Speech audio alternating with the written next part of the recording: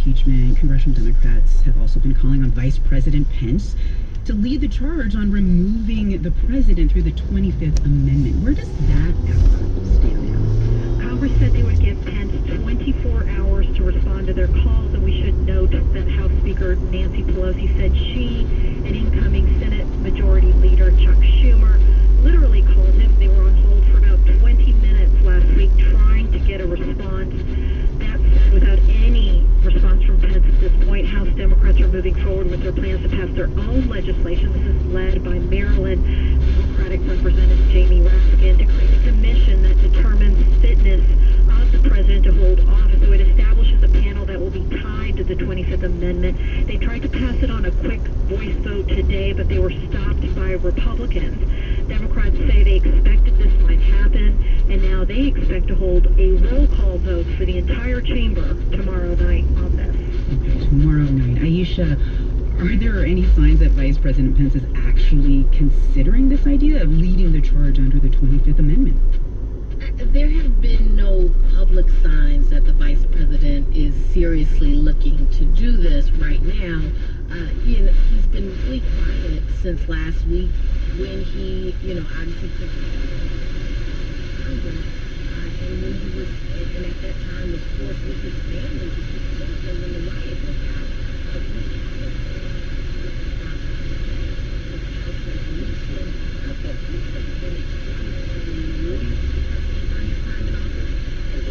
Known for being a huge risk taker, so it would be remarkable for him to break with Trump and do something which has never been done before. Okay, well then, if Pence does not go along with this, Claudia, where does that leave Democrats and their plans to potentially impeach President Trump a second time?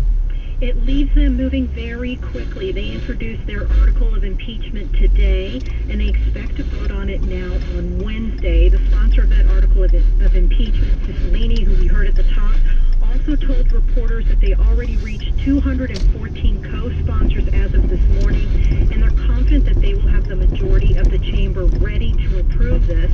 I spoke to Cicilline after he introduced that article on the floor. Let's take a listen.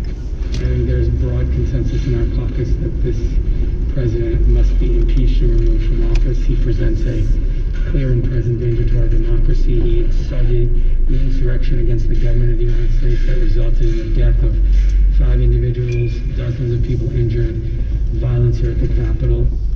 And Cicilline went on to say that this was an attempted coup that we saw last Wednesday to stop the process of affirming Biden's win.